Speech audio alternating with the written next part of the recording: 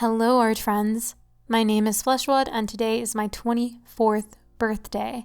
I know, I'm old, but I sincerely hope you guys are having a great day, and I'm so thankful that you chose to spend a little bit of that day with me, and I hope you enjoy these creepy birthday stories.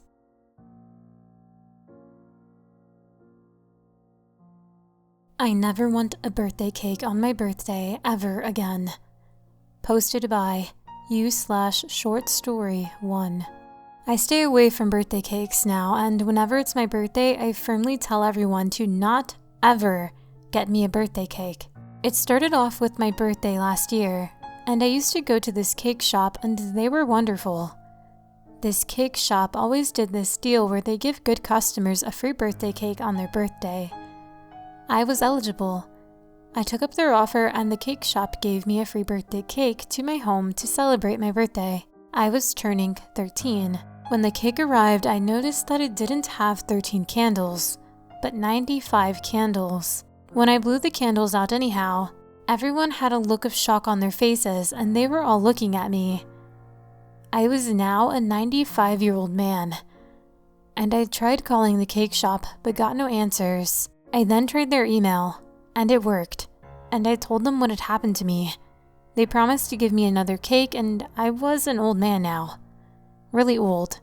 It was horrible. When the second cake arrived, it had 200 candles on the cake, and for some reason, I couldn't take out any of the candles on the cake. I blew out the candles, and I was now 200 years old, and I complained to the cake shop once more, with viciousness and annoyance of a 200-year-old man. They sent me another cake, and this time it had one candle. And when I blew out that candle, I was now a 1-year-old boy, with the mind of a 13-year-old. I was so small and kept weeing myself. It was absolutely horrible, and they kept sending me birthday cakes with wrong candles in them, and even when I managed to take the candles off the cake to the right age number that I originally was, I always ended up being the age which correlated to the many candles that was already on the cake, originally. I've literally been every age because of the amount of candles the cake shop has sent me. I've been 35 years old, 45 years old, 10 years old, 16 years old, and then finally, I received a cake with 13 candles, and I was back to being 13 years old. I never want another birthday cake ever again, and some of you may have not minded being 10 years old again or 16 years old, but all of my friends and my relationship with my future fiance depended on me being the right age of 13 to be married off. Then the cake shop owner met up with me secretly and told me she tried to make me either the right age to marry or too young and too old to not marry at all. She tried saving me. She apologized anyhow. She walked away with her head looking down and never looked at me again. For my 26th birthday, I got a cake with candles I can't blow out. I hope it's not my last birthday. Posted by u/like I did. The bright morning sun was shining through the crack in my dark red curtains. I didn't like being awake just yet, but the feeling of the sun on my skin somehow almost made up for it. I missed spring. I woke up in my childhood home, tucked gently into my bed with sheets that smelled fresh like lavender, and that felt cozy, as if they had just come out of the dryer. A pleasant way to wake up. Very pleasant indeed, until my mind started running, started thinking and worrying, and that is always where things begin to go wrong. Or when I become conscious of the wrongness. As my mind woke up just a little more, the intrusive thought dug in like a worm. I shouldn't be here. The first shot of anxiety rushed through my body, so early in the morning. What a pity. I don't live here. These are not my sheets, not my softener smelling like fresh lavender. I don't live here anymore. I'm 25 years old. Last year, I was back at home for a few months after I finished college, but after torturing myself with application letters and a bunch of refusals, I finally got my own place a little while ago. Well, technically I'm 26 years old as of today. As my thoughts become just a little clearer, I finally start to remember that I came home for the weekend to visit my parents, so I wouldn't be entirely alone on this birthday that I'd much rather just skip. I am supposed to be here, because I came here last night. I swear my morning brain could not be trusted one bit.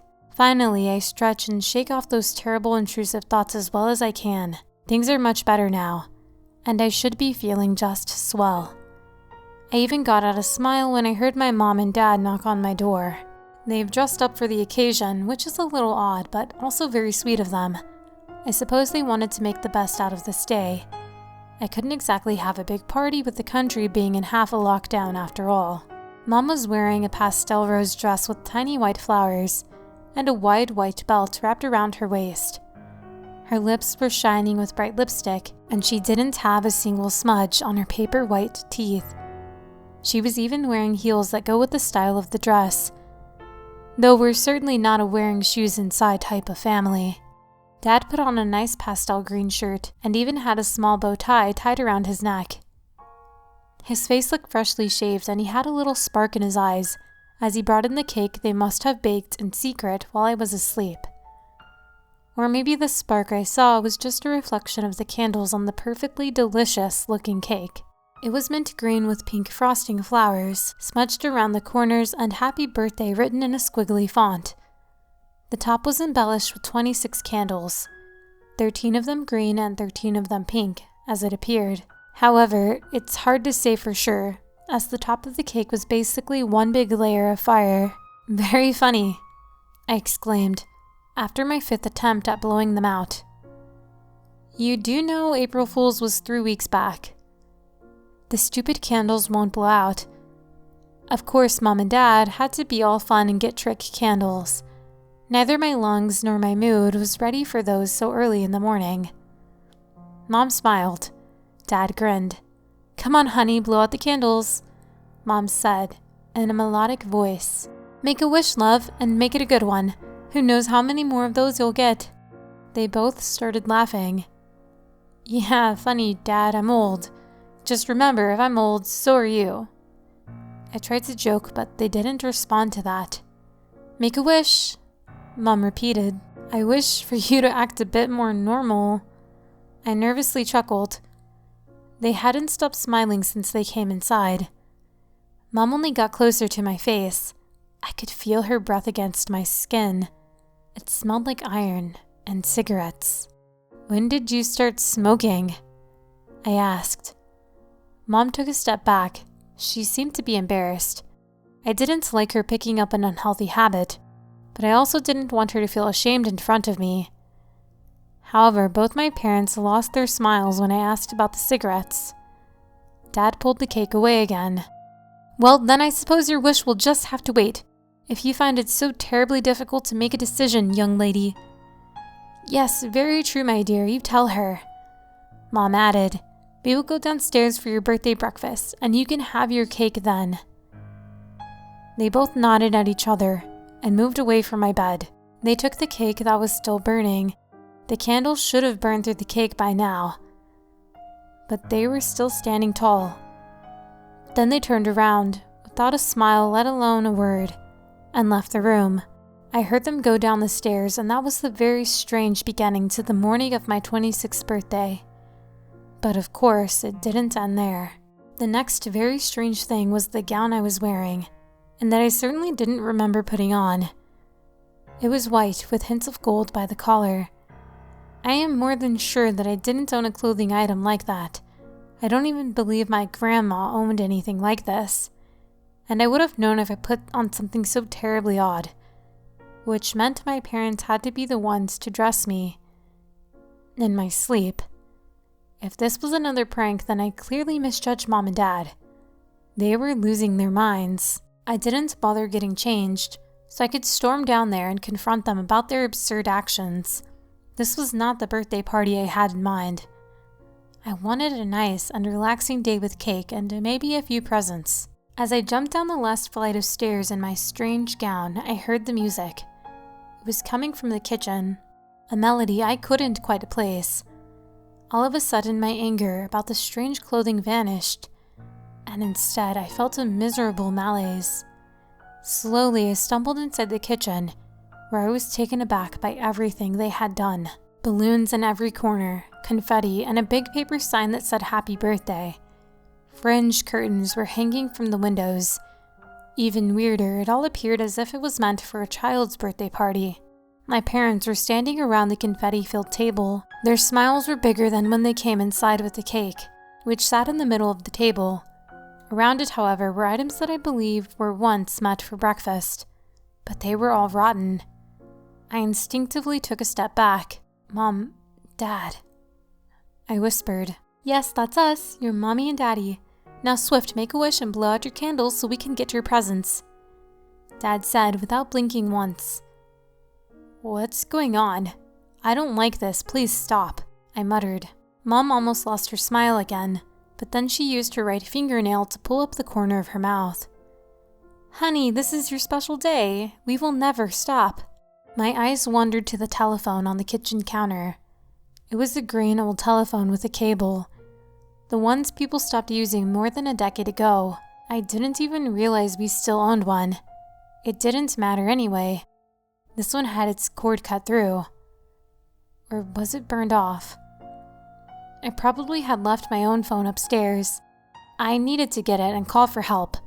My parents were clearly unwell and I was getting incredibly worried. "Let me just get changed and then we can all have cake, okay? I'll be right back." "No!" they both shouted simultaneously. "You look perfect," Mom said. "Now make a wish," Dad added. Despite feeling incredibly uneasy, I took a step closer to blow out the candles. Maybe cutting the cake would distract them enough for me to go and get some help. This time, I took a very deep breath and started blowing as hard as I could. The fire seemed to only grow bigger. "If you won't, I suppose we have to blow out the candles and steal your wish," Mom said and chuckled. "Why, yes, Deborah, would you like to do the honors?" my father asked her. She got closer to the cake, so close that her entire face was now shining orange and red from the fire. So close that her makeup was even starting to melt. Or maybe it wasn't only her makeup that was melting. "Mom, your face," I whispered in shock, but she didn't care. "I wish for our sweet child to forever stay with us," she called out in glee. "Moron, you cannot say your wish out loud," Dad shouted. Now he was getting closer to the cake. Their expressions became even more forced, and Mom's makeup was melting onto the cake, until even her hair caught fire. I don't think I'll ever get the smell of burned hair and skin out of my nose. "Mom!" I shouted, but she didn't care, not even when her face kept burning. I suppose that's what woke me up. Of course, I knew from the beginning that something was not right, but this moment set me over the edge. I shouldn't be here. I don't live here, and I have no freaking clue who these people are. I slammed the burning cake into my fake father's face and started running before the wrong mother could do anything. I got out just in time. I have absolutely no idea how they tricked me inside that house or into thinking that they were my own parents. They didn't even look like them. But I had been so sure in the morning that everything was fine. As my thoughts became more my own again, I started remembering that I went for drinks at my friend Claire's house, but I couldn't even say what day that was. How they got into my head and memories like that, I will never understand. I was lucky my mind became conscious in time. Or it might really have been my very last birthday. I ran and ran until I found help and was taken to the police. They went to the house as I instructed them. It wasn't inhabited currently. Apparently, it had only recently been restored after the family that lived there died in a fire. I really can't say if those people were even real, whether they had lost a child and tried to lure a new one in. Maybe I was just an easy victim, although I'm not sure how they knew about my birthday. When the police found the house, there was nobody there. The fake parents were gone, but they did leave one thing: a mint green cake with pink frosting and 26 burning candles. On my 15th birthday, I got a list of rules to follow until I turned 20. Posted by u/insomniac_writer. Before I get in the situation I am in now, I guess you need some backstory so you understand what's happening. So let me take you back when I turned 15, when this hell started. "Big day tomorrow, huh, buddy?" said my dad while taking a sip of his hot morning coffee. "Well, not really, I'm just turning 15, not 18, Dad," I said with a chuckle. "Well, you are right, but don't forget about it," said Dad, this time giving me a cold glare. This was unusual of him since he is usually a very warm person. "Right," I said, my smile now fading. Now, you probably think, what does it mean? Well, this has been going on for more generations than my dad could count. When a male of this family turns 15, they are given a list of rules they need to follow until they turn 20. Why at 15 and only until 20? I don't know, but it's definitely weird. Also, I don't know what happens if you break one of the rules, since nobody from my bloodline did before. But soon enough, I'll find out. Well, today I broke one of the rules. After 3 years of following them, I broke one. And after I broke it, strange stuff began to happen. This event is already 1 week old, but lately it's getting worse. So I'm writing this as something to be remembered by, in case anything happens to me. Well, you should be getting ready for school since the bus is almost here. Dad was now so concentrated on looking at me, like he wanted to remember my every detail, that he accidentally spilled his coffee when he tried to grab the cup. "Everything all right?" I said, now a little worried.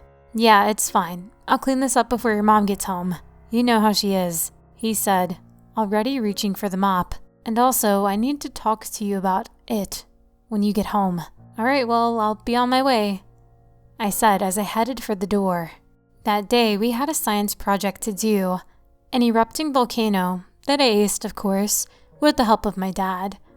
But the rest of the day was pretty boring and tiring. I didn't get any homework luckily since the teachers felt good today. When I got home at 2 p.m., I went straight to the kitchen. I was hungry and cooked myself some fries with eggs, of course. I overcooked the fries a little. I was still getting the gist of cooking. After I ate, I went to my room and watched a few movies and played some games on my console. Then the evening rolled around. I heard my dad knocking on the door. "You got any spare time, buddy?" asked my dad in his usual warm voice, but there was a little worry in his tone. "Yeah, Dad, you can come in," I said, knowing what he wanted to talk about. "You should clean this place a little," he suggested as he took a quick look around. "Yeah, you're not wrong," I said through a chuckle. "Let me guess. It, said my dad, looking more serious than I ever saw him. In general, he was a pretty laid-back dude. "Well, tell me then. You know all about the history of this list, correct?" "Think so?" I said, doubtfully. "Even about the one who cursed us with it and why, right?" said my dad, with an eyebrow raised. I don't know the reason or the person who's behind all of this." "Right," said my dad, beginning the great history. Back in the 1500s something, can't remember the exact date, but it was around that time, a member of the family we related to, our family, you get what I'm trying to say, was a well-known thief. He was known to steal everything he could get his hands on, jewelry, food, clothes, and get away since he was just 15. Very agile and with good stamina. Well, this thief messed up big time one day. This sounds like a bedtime story. I spoke with a wide smile, almost a laughter. "Let me finish, kiddo," said my dad, now becoming a little angry since I wasn't taking this seriously. "Right, sorry, Dad. As I was saying, he messed up.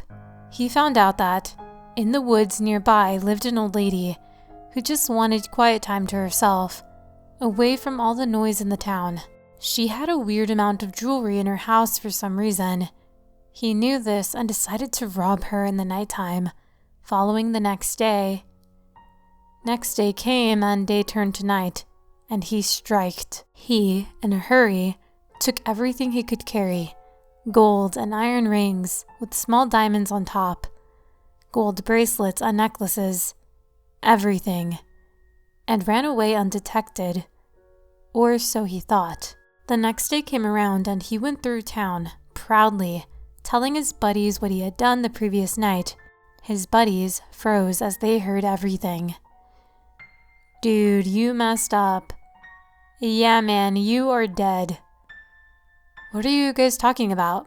It's just an old lady. What can she possibly do? Walk after me?" said the thief, laughing hysterically. "That lady, you imbecile, is a witch, and what you stole was her private collection, some of them crafted by herself." "That old lady? A witch? You guys must be kidding me. That grandma can barely walk. No way she's a witch."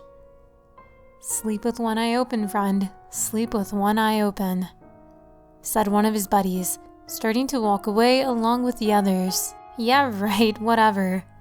And he went on his way to sell the stolen goods to a guy he knew. "Dad, how do you know the exact dialogue if it happened hundreds of years ago?" I asked him, still convinced he was just trying to scare me. "Well, it has been passed down from generation to generation and finally to us. No way I wouldn't know it since so many members of this family said the same thing. Now may I?" "Sure, go on." I was now skeptical about this being fake or not. When he reached his so-called contact, he also asked him from where he got all this golden jewelry, since it was the 1500s and it was extremely rare to even get a ring. When he told the guy this story, his face went pale. He immediately told him to get out of the shop and never to come back. "Jesus, fine man, I'll leave, but it's your loss." "Only thing I'm losing is a stupid customer," said the shopkeeper while throwing his fists up in an angry fashion. The boy went home. His parents were still away trying to sell apples, tomatoes, and other fruits, vegetables, and bread to make a penny, so they could live another day. So he hid her treasures under the bed. It was 10 p.m. and he was tired from all the running around and decided to go to bed. That was the last day he was ever seen again. When the next day came, he was not in his bed. The underside of the bed was empty as well. His parents were devastated. They also learned that the shopkeeper went missing along with all of his friends he came in contact with on that day. The parents found out from a friend of his friends that he stole from the old witch and immediately stopped looking for him, since they knew what she can do and will do if she is disturbed. They mourned their son's death until they died. Nobody knows what went down that night, but ever since that day, all the male children from every generation have received a list of rules at 15. Some said that's her way of making sure that the kids are responsible. Others say it's her way of revenge. Nobody knows. But why do only male children get the rules? I asked my dad, hoping he didn't have an answer, but the way he looked at me told me he had one. Well, because boys are known to be more of a rule breaker than girls. Plus, the kid that stole from her was a male, so it makes sense. He said to me, hoping I understood. And I did. "So please," he added, "when you get the list tomorrow, follow every rule from there, even if some sound absurd or ridiculous, okay?" He pleaded with me. "Alright, fine, I will. Thank you. Now get to bed. It's getting pretty late. Your mom and I have a big surprise prepared for you," said Dad while he kissed my forehead. "Alright, thank you for telling me the history of the list. Good night. Sleep well," he added as he was already closing the door of my room. Alright, now that you're caught up with everything, let me tell you the rules and which one I broke. When I woke up the morning after that day, on my nightstand there was a yellow sheet of paper. The paper seemed old and dated, like it was from a book written hundreds of years ago. The edges of the paper had a wave-like model. The writing was red, and upon closer inspection it seemed like dried blood. I decided to read it after I eat. I think better with my stomach full. When I went to the kitchen, my parents were already waiting for me with freshly made pancakes, my favorites. As I sat down, my mother brought me my glass of milk and my dad spoke up. "Did the rules appear?" "Appear?" I said, confused. Don't you guys write them? My parents looked at each other for a second and turned back to me. My mother continued, I'm afraid not, honey. The list just appears in your room when you turn 15. Well, that's weird. Yeah, said my dad. Did you read them? Not yet, why? Geez, put the fork down, said my dad, still as serious as when I entered the room. Jesus, now I can't even eat? I said, annoyed. You can, continued my mom, but on the list of rules there may be a routine before your breakfast. You have to be kidding me, I said as I threw my hands up. Wait here, I'll grab it for you and you'll read it with us, said my dad, heading for my room. Great, I exclaimed ironically, more to myself. What happens if I don't follow the stupid rules? I asked, more to myself, now becoming frustrated, but my mom heard me. Honey, we don't know, okay? We just want the best for you, and you know that. Yeah, whatever. As I finished saying this, my dad came back. Here, now read it. Okay, Jesus. Rule number 1. Before you leave the house, open all the windows and leave them open until you come home, no matter how cold outside it is or who lives with you. Rule number 2. Throughout the day, you will hear people calling you. Do not turn to sounds. But if you do, run in a building and stay there for 5 minutes. Then leave and hurry to the place you want to get to. Rule number 3. At exactly 2 p.m., go on the street and toss a coin to the old man sitting in the corner. He will always be there, waiting for you. After you toss him the coin, just turn around and leave. Do not talk to him. Rule number 4. If, in the middle of the day, the sun shines bright, say, "Oh Lord, thank you for the light." Rule number 5. Make sure you get home before 8 p.m. When you enter the house, there might be a strange smell. If there is one, go to the bathroom fast and say to the mirror, "You are not welcome. Leave." And after, make sure to close the windows as fast as possible. If the smell is not present, then just close the windows. Rule 6. Do not eat anything after 9 p.m. and you are allowed to drink only tap water from that hour until 7 a.m. Rule number 7. If you wake up at any time during the night and in the corner of your room there is a shadow darker than the night, close your eyes tight and don't move. It knows if you watch him.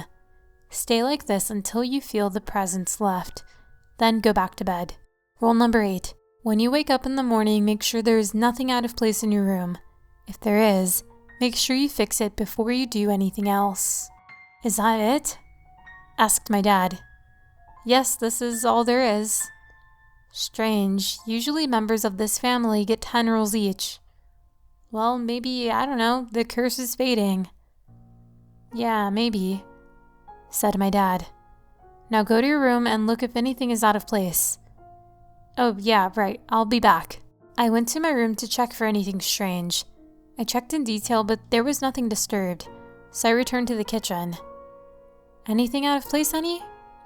Asked my mom, sounding a little worried. Nope, everything is fine, I said, satisfied that I can finally eat my breakfast. After I ate my breakfast, my parents called me in the living room.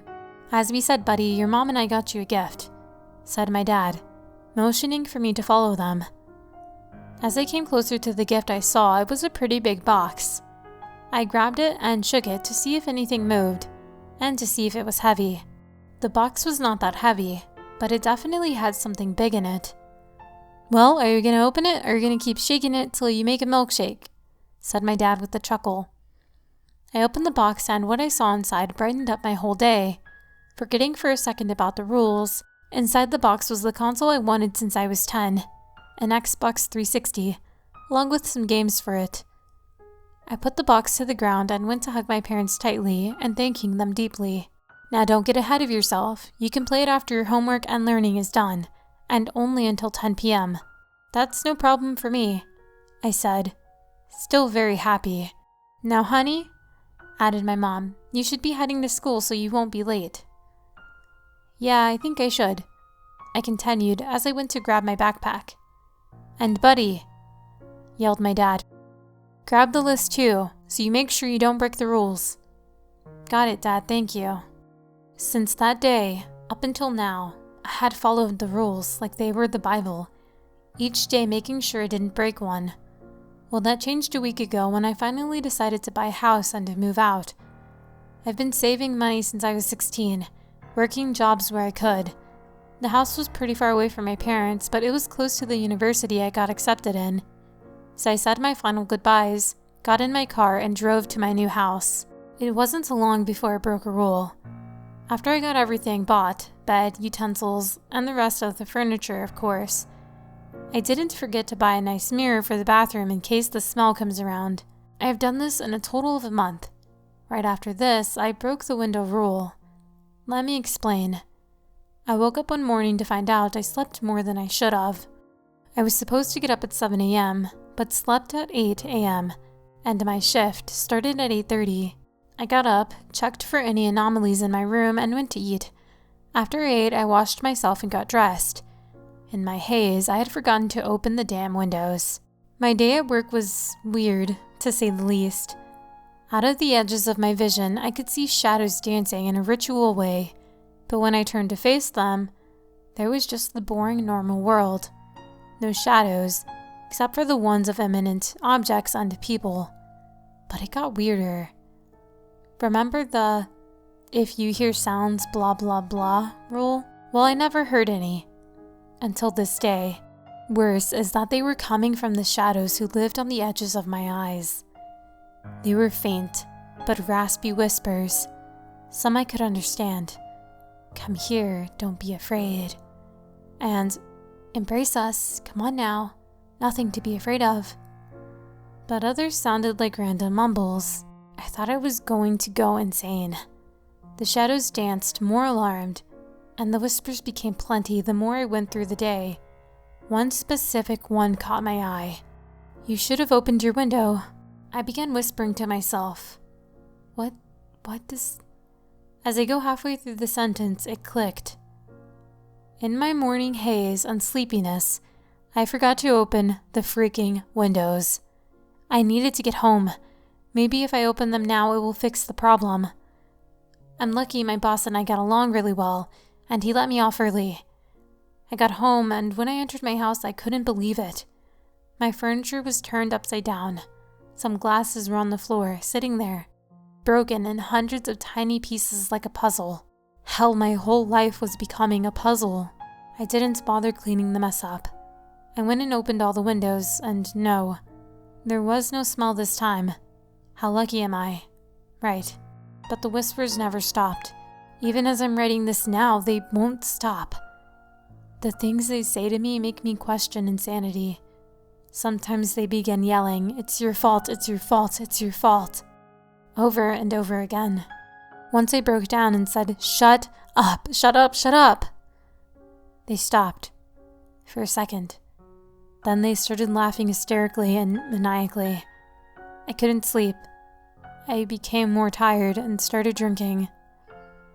This all began last week, as I said above.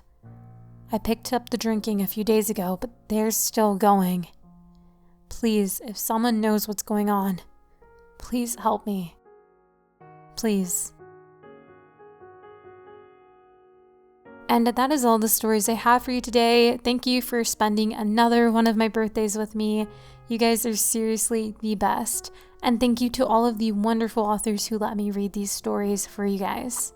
If you like the art, please like the video and subscribe if you haven't.